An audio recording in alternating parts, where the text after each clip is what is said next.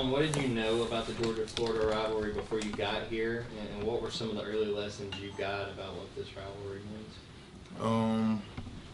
I used to watch this, before I committed here, I used to watch the two games all the time, the 18, 17, 20 game. Yeah. And just to go back, it's a popular rivalry. Just kind of something I like to, I will want to be in. And the rivalry means everything to Coach Smart, the team, the people last year, even 2 years ago. We still go off that, how we lost in 2020. So we still got the chip on our shoulder going into this game. And the university, it means a lot to us. So we still trying to, play for the seniors that lost in that 2020. Still got that chip on our shoulders.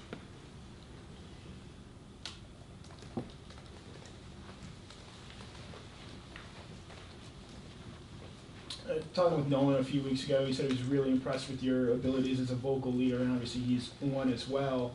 What have you seen and learned from him in terms of being a vocal leader, and what is your relationship like with Nolan? Shoot, when I learned from Nolan about being a vocal leader, you can't care what other people say about you. If you're gonna be a leader, you're gonna be a leader. It's either one way or not. They want to respect you or not. And most of the time they respect you because you making plays out there and you stepping up and you the guy that's like making things happen. But that's what I learned from Nolan all this past 2 years I've been here. And Nolan means a lot to me. Always getting on me, but at the end of the day, it's just big bro, little bro love. And I think he means a lot to the team. And he really gave me the confidence to be the vocal leader I am today. Hey, Jamon, obviously this game here can get kind of chippy sometimes. I think everybody's aware of that. What do coaches tell you guys as far as to kind of stay out of that kind of stuff, to don't grab up what might be instead of crossing line of scrimmage, kind of get in your head? This whole year, Georgia, we built on between the whistles. We don't do the talking. We let our pads talk for us. What do kind of on top of that, what was your reaction last year? Obviously the audio that got leaked of Coach Smart. What was your personal reaction when he was saying, their nameless, faceless opponent, and keep it between the whistles? Say it again? What was your reaction when Coach Smart gave that halftime speech at Florida last week that got leaked? I felt what he felt. Me not being here in 2020 losing, but the rest of the guys did. Just going through that week, that week was a tough physical week for us. Really dialed in.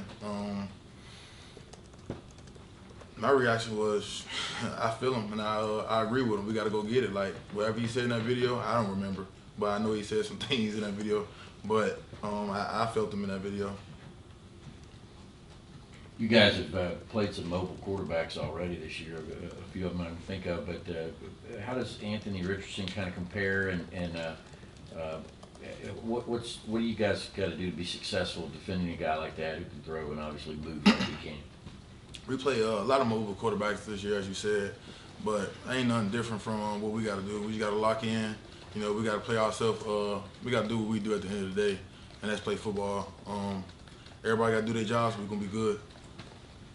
Yeah, how do you think this Florida offense specifically is going to test you guys as a defense? Same way they did last year, but like I said, as long as we lock in and do what we're supposed to do, we watching the tape every day. We meet extra. We do what we got to do. We're going to be good. Yeah, I guess specifically at the linebacker position, what are the challenges of facing a guy like Anthony Richardson with, if you're asked to spy him, keep him contained, which has to get out of the pocket, stuff like that? What are those challenges for you specifically at your position? Discipline eyes, discipline technique. We played mobile quarterback this whole year, starting with the first game through leading up to here. Just discipline eyes, discipline yourself, discipline your technique, play the call that's been played, and you'll be good. In the few times we've seen Jalen Walker on the field this year, he's been able to line up on an inside linebacker, but also line up on the edge. What kind of potential do you see in him, and what kind of role do you see him having in his future at Georgia? Oh, he got a big role coming in the future. Jalen pretty different. As a guy like that, his speed off the ball is crazy. I tell y'all that all the time. Jalen big and fast. Like, when I say fast, he's pretty fast. So that's one of his advantages of being lining up at the outside on the end, and his get off is crazy. So he got a big future ahead of him. Jamon, what are your memories of last year's Florida game, the first time you got to go through it? What's my what? Memories of that game last year. We won. we almost had them scoreless, and when we gave it up, defense was pretty mad about that 7 points that we left on the field. But that's pretty much, we beat them. Almost to the fourth quarter, they got us a touchdown.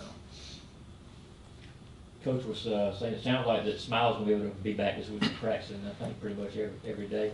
Getting him back, what impact is he going to have, and just what more will he allow the linebacker group to be able to do?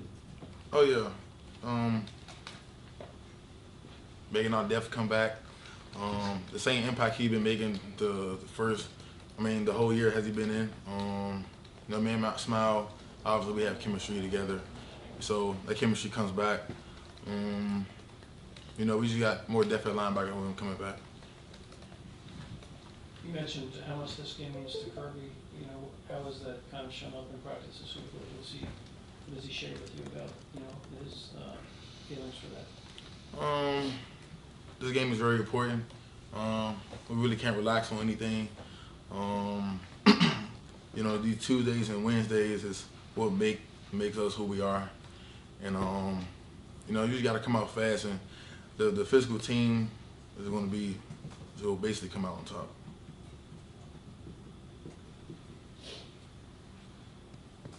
Any other questions? All right, thank you. Thanks, Jamon.